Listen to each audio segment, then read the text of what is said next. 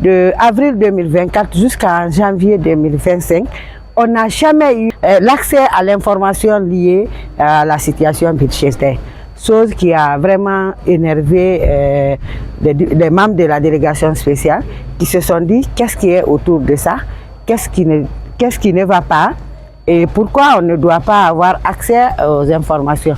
Mesdames et messieurs, merci beaucoup pour votre fidélité. À présent, vous suivez les Bekandiamana Média. Nous sommes à la mairie de la commune urbaine de Kankan, comme vous pouvez le constater déjà derrière nous, pour assister à la session extraordinaire de la commune urbaine de Kankan. Parce que nous avons fait une précédente publication en annonçant que la rencontre devrait se tenir non seulement à 9 h du matin, mais plus tard, c'est à 11 h que cette rencontre s'est tenue ici dans la grande salle. Cette rencontre avait pour objectif de faire la situation financière de la commune urbaine de Kankan. Combien d'argent est rentré, comment ça a été utilisé. Après une longue discussion autour de la gestion du fonds de la commune urbaine de Kankan, cette session extraordinaire n'a pas pu continuer aussi, tout en précisant que la rencontre a été reportée pour une date ultérieure. Continuez encore à nous suivre, vous aurez tous les détails par rapport à cette rencontre. Je suis Omar Fofana, membre de la délégation spéciale, président de la commission communication.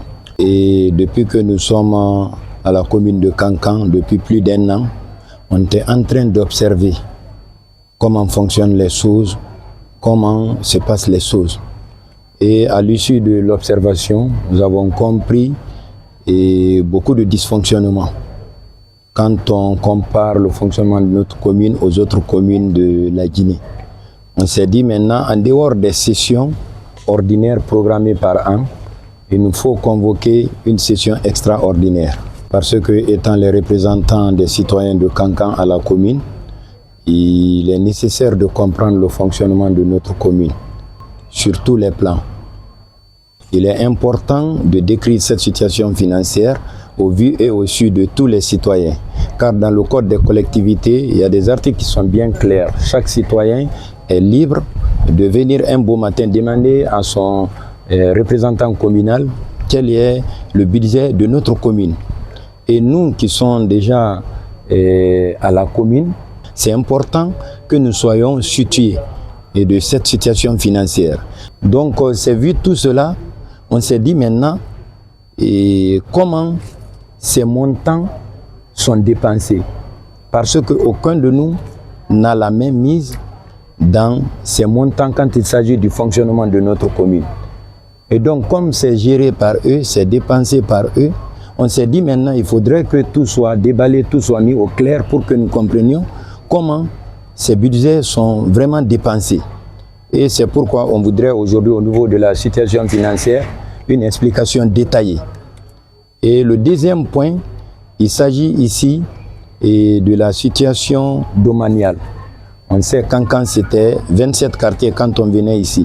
Actuellement, Kankan est 57 quartiers. Certainement, il y a eu beaucoup de rattachements. Il faudrait que nous soyons capables de dire qu'aujourd'hui, à Bassankan, à Diodon, à Frouban, qu'aujourd'hui, il y a tel nombre de domaines de l'État. À Misran, il y a tel nombre de domaines de l'État. À Aviation, il y a tel parcelle au compte de l'État. Il faudrait au moins que nous soyons censés informer la population et que la population essaye maintenant de défendre ces domaines pour la commune de Kankan. Et le troisième point, c'était par rapport à la capture des animaux. Vous savez, à un moment, on a décidé en conseil qu'il faut nécessairement interdire la divagation des animaux. Chose que nous avons entamée, mais on a vu une commission fictive, différente de la commission censée s'occuper de cela, qui était sur le terrain, à capturer les animaux, à les envoyer et avait des quotas à payer. On ne connaît pas le nombre exact. Combien a été payé, combien a été mobilisé. Et donc, il faudrait que nous soyons situés pour pouvoir informer la population.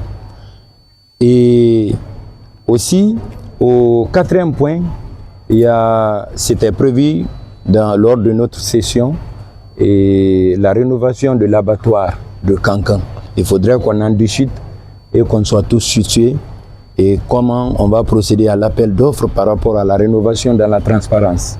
C'est la raison pour laquelle on a convoqué cette session extraordinaire, qui est d'ailleurs la toute première session extraordinaire après tant d'observations Après tant d'analyses, on s'est dit maintenant, il est temps pour nous de mettre un peu de pression pour que les choses bougent.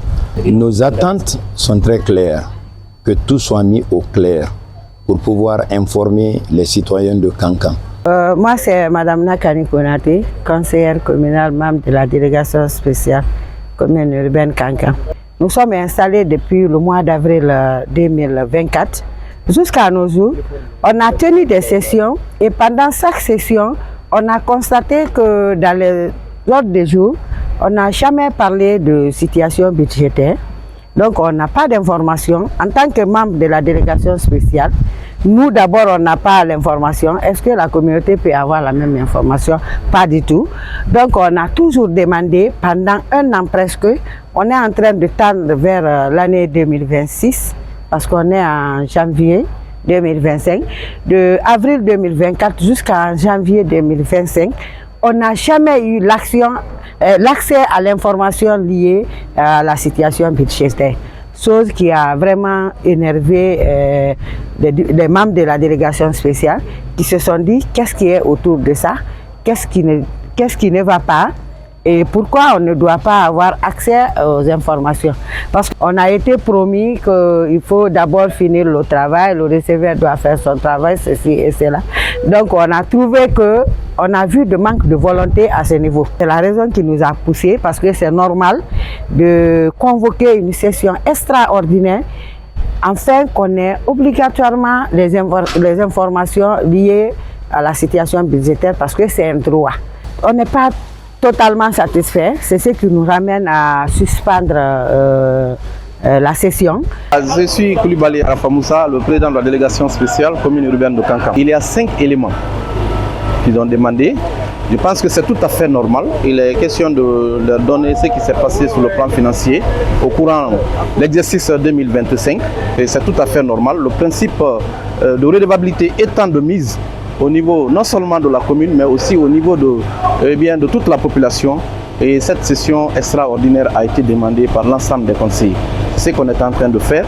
Alors, c'est pour des questions de compréhension, et j'ai demandé à ce que chacun fasse son travail pour que nous partons dans le même sens. Donc, c'est pourquoi et aujourd'hui, j'ai demandé pour le moment d'attendre que chacun n'a qu'à venir faire une présentation claire et que ça soit clair devant nous tous, que ça soit clair devant toute la population. L'équipe de Bekan Djamana Media est là pour vous satisfaire. C'est ça aussi notre objectif, partir à la quête de tout ce qui se passe. Comme nous l'avons si bien prévenu déjà que nous sommes là et nous allons essayer de donner tous les détails par rapport à cette rencontre. Donc l'équipe de Bekan Djamana vous remercie encore pour tout ce que vous faites, non seulement sur les likes, les commentaires et le partage que vous faites.